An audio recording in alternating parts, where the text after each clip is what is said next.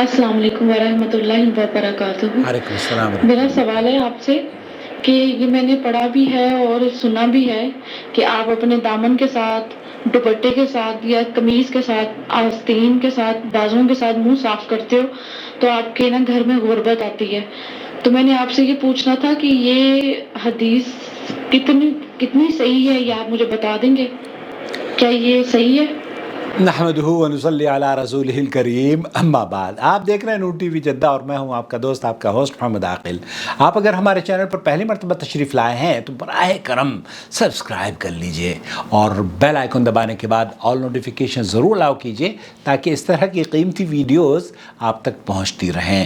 غربت کے اسباب، کیا گھروں میں جو غربت کے اسباب ہیں وہ ویڈیو شاید آپ نے نہ دیکھی ہو تو یہاں دیکھ لیجئے۔ بہت ساری چیزیں ہیں جو کہ بیان کی جاتی ہیں کہ رات کو آپ اگر اپنے گھر میں جھاڑو لگائیں گے تو غربت آ جائے گی۔ کنگھی ٹوٹی ہوئی اگر آپ استعمال کریں گے تو دو اشخاص کے درمیان یا بیوی اور شوہر کے درمیان لڑائی ہو جائے گی۔ روٹی کو کاٹ کر دانتوں سے کھانے سے بھی نہ جانے کیا غربت آتی ہے۔ اسی طریقے سے غربت سے بچنے کے لیے یہ بھی کہا جاتا ہے کہ سورہ واقعہ کی تلاوت آپ روزانہ کریں گے تو فقر و فاقہ سے محفوظ رہیں گے۔ یہ حدیث صحیح نہیں ہے، یہ ضعیف روایت ہے۔ اللہ کے رسول صلی اللہ علیہ وسلم سے یہ ایسی کوئی فضیلت ثابت نہیں ہے۔ بہن یہ جاننا چاہ رہی ہیں کہ اگر کپڑا ہے، اب کپڑا ہے، میرے پاس یہ رومال رکھا ہوا ہے، اس سے میں اگر صاف کر لیتا ہوں تو یہ کپڑا ہوا نا۔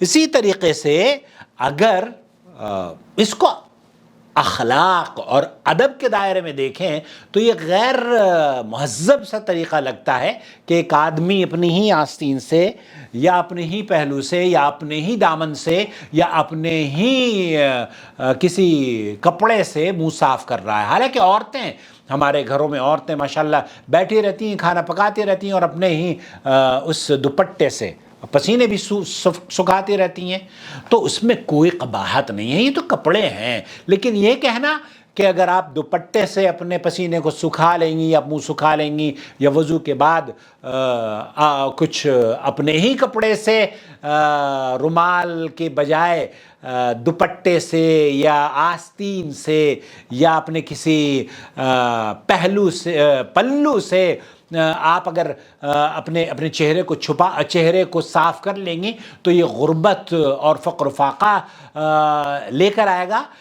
اور یہ سمجھنا کہ یہ حدیث ہے، یہ تو بہت بڑی گمراہی ہے۔ یہ حدیث نہیں ہے، یہ جھوٹ اور من گھڑت باتیں ہیں۔ نہ جانے کن لوگوں نے اللہ کے رسول صلی اللہ علیہ وسلم کے اوپر بہتان لگانے کی کوشش کی ہے۔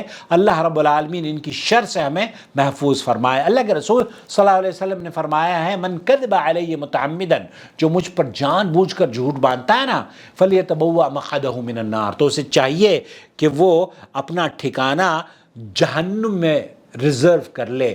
تو آپ اور ہم کم از کم جب بھی کوئی نبی کریم صلی اللہ علیہ وسلم کی حدیث سنیں اور اس پر کوئی حکم نہ ہو تو تحقیق کرنی چاہیے کہ آیا یہ اللہ کے رسول صلی اللہ علیہ وسلم سے ثابت بھی ہے یا نہیں، اور اگر ثابت ہو تو ہم اسے نشر کریں، اور اگر ثابت نہ ہو اور سچائی تک آپ رسائی نہ کرتے ہوں تو صرف میسیجز کو پاس آن کرنا یہ دین کی خدمت نہیں ہے، یہ آپ کے لیے بڑا نقصان دہ ثابت ہو سکتا ہے۔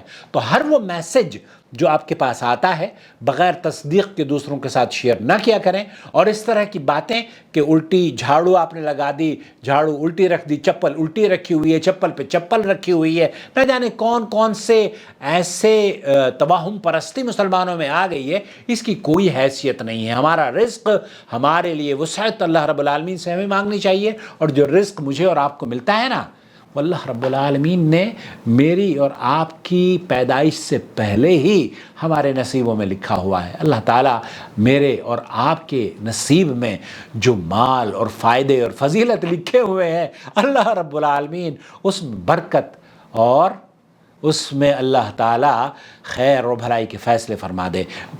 ایک برکت پر مجھے یاد آیا، اس سے اگلی ویڈیو ضرور دیکھیے گا۔ بہت سے لوگوں کو آپ نے دیکھا ہوگا کہ جب کوئی چیز خوبصورت دیکھتے ہیں نا تو یہ کہتے ہیں کہ نظر بد سے بچنے کے لیے یا نظر بد سے بچانے کے لیے ماشاء اللہ ایسا کہنا چاہیے۔ کیا یہ بات درست ہے؟ نہیں، یہ بات درست نہیں ہے۔ کہا جا سکتا ہے، بہت سے اہل علم نے یہ کہا ہے کہ ماشاءاللہ کا لفظ کہا جا سکتا ہے، لیکن صحیح لفظ کیا ہے وہ میں آپ کی خدمت میں اگلی ویڈیو میں پیش کر رہا ہوں، اس امید پر کہ آپ اپنا بہت خیال رکھیں گے۔ وما أرسلنا من قبلك إلا رجالا نوحي إليهم فاسألوا أهل الذكر إن كنتم لا تعلمون بالبينات والزبر وأنزلنا إليك الذكر لتبين للناس ما نزل إليهم ولعلهم يتفكرون